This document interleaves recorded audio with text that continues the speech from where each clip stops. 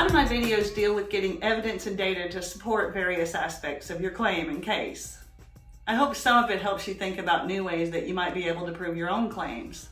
But I should tell you guys that my evidence and data gathering might have been a little over the top at times.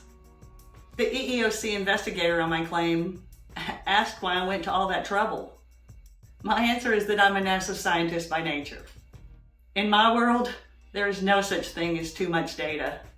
I love data and I have the capacity to handle a lot of it.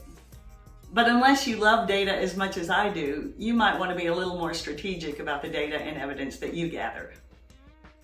If you're too aggressive with your evidence gathering, you risk looking like you're trying to manufacture a lawsuit, or maybe like you're just whining or oversensitive.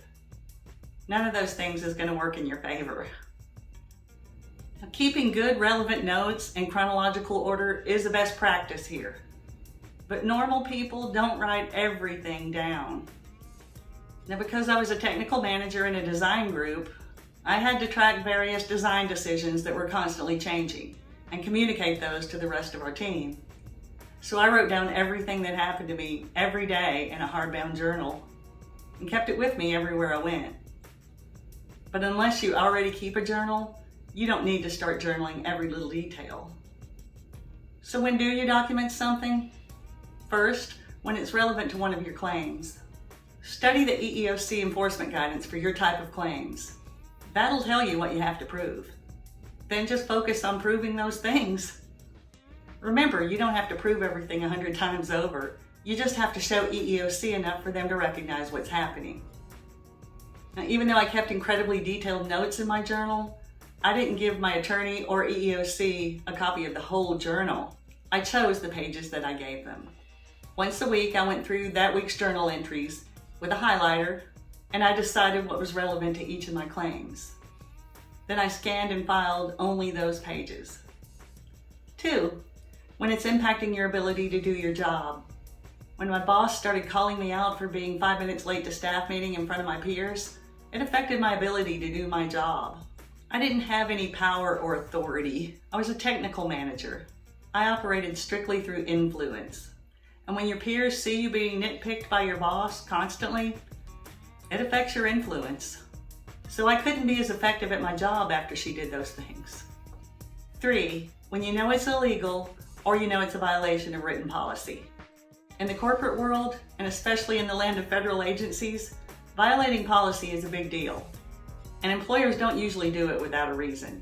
It's shady on its face, so you might as well get the evidence now while you can.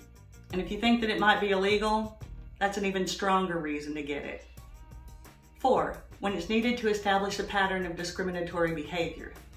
For instance, if you're enduring harmless jokes on a daily basis, listing that behavior is probably a good idea.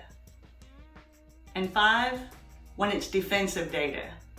Most employers will at least try blaming you for the discrimination, either your conduct or your performance. My boss claimed that I had attendance problems. So when she started making a big deal about me being late to staff meetings, what I saw was her trying to justify getting me fired, like she threatened to do. In a situation like that, defensive data is a good idea. Throughout your evidence and data gathering, keep in mind that it could be considered shady to document too much before you've finished working through your employer's chain of command. That said, while I was trying to work it out with NASA, I documented every failed attempt to work it out with them along the way. Shady or not, that's a good move. If you put together a whole case without ever trying to resolve it with your employer, that may look like bad faith, and that'll make you lose your case. The key word with evidence and data, like everything you do at EEOC, is reasonable. You always want to look reasonable to your employer, to EEOC, to your judge, to a jury. The best way to look reasonable is to actually be reasonable. Have reasonable concerns and reasonable expectations. A reasonable claim will always be taken more seriously than an unreasonable one.